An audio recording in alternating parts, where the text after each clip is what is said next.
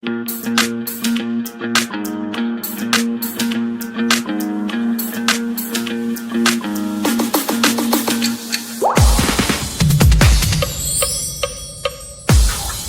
Buzz UG kweti kyali mpola nga bwetugeza kukuba tusako ensonga bwe zitambula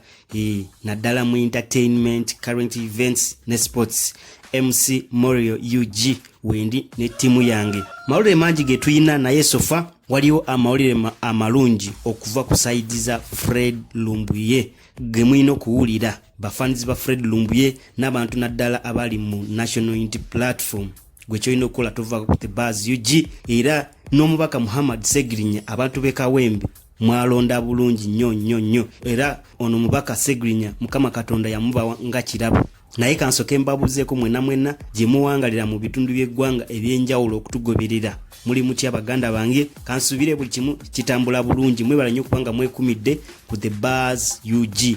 Gwe atanaba ku subscribinga muganda wange era ngenda kusaba nti o subscribinge osobola kubanga onyigane ku kadde ka notification awe songo ja kubo ozimanya bulungi nga bwe ziri wano ku The Buzz UG. Baganda abafe namwe sigenda kubeera bya bawangalira musize bweru mwebale nnyo kubanga mutugoberera obubaka bwamwe namwe tuba tubufuna bulungi nnyo. Era nga bwe ugambye nti abantu be Kawempe North gemawole getugenda okutandika nago amalungi okuva mu kitundu ekyo mwalonda bulungi era omubaka Muhammad Segirinya Mukama Katonda yamuba nga kirabo bintu bingi byazakola wabula abantu bangi abavaayo nga bagamba nti ono omusajja tasobola. Abantu bangi bavaayo nga babusabuusa obuwanguzi bwa Muhammad Segirinya naye era abalaze nti musajja ayina waakate musajja w'amaanyi. Emabega kwawo mwawulira Ambulance gye asobola okubanga aleeta empya nagamba nti eno ejja kusobola okubanga eyambako Abannayuganda. Babadde baka unveilinga bus empya nagamba nti abantu banga bawangalira mu Kawempe ebayambeko ku kutambula kusonga z'okutambula ensonga za transport nasobola okubanga azitereeza. Ye mubaka Muhammad Segirinya musajja w'amaanyi musajja alumirirwa nnyo omuntu wa bulijjo omuntu wa wansi. Naye amawulire amalungi sofa kati saazi nera genina okuva ewa Muhammad Segirinya ye agambye nti next week bagenda kuba ba unveilinga Ambulance empya era esobola okubanga eyambako ku balwadde abali mu kitundu kye Kawempe abayetaga emergency abayetaga okuduusibwa mu ddwaliro mangu ya next week. Big up Muhammad Segirinya kyokola kyamaanyi ddala. Ye abakazi aba bagenda okuzaala abantu baffe ababafunye accident nga betaga emergency era Ambulance eyo agambye bagenda kuba ba unveiling next week. Abantu beebuuza akasajja sente kazijjawa kasajja kalina waaka mwali mukanyoma nti tekajja kusobola naye akasajja kabalazeeko myezi giringa ena naye akasajja ebintu byekakoze bingi. Naye away from that bwe tuba tugenze mu maaso n'amawulire gaffe amalala nga bwe mbagambye nti waliwo amawulire amalungi ge mulina okuwulira naddala abo abantu abafollowinga Fred Kajubi Lumbuye n'abantu abali mu National Unity Platform kuba bebasinga okumufollowinga. Mukimanyi bulungi nti oluvannyuma lw'okukwatibwa kwa Fred Lumbuye abantu ebibuuzo bibadde bingi nga beebuuza Fred Lumbuye akyali mulamu oba yafa kubanga teri amanyiwa waali. So ebbanga libadde liriseko nga lya weeks 2 oba wiki emu n'ekitundu nga abantu beebuuza omusajja gyali nga talabikako. Naye wabula amawulire amalungi agalaga nti Fred Lumbuye essaawa zino wenjogerera ali mu mikono gya byekwerinda mu ggwanga erya Take be bamulina. Fred Lumbuye ono yakwatibwa oluvannyuma lwa gavumenti ya Take okukola ekikwekweto mu bitundu ebyenjawulo nga bagezaako okunoonya abagwira abawangalira mu ggwanga erya Take abatalina mpapula ziboogerako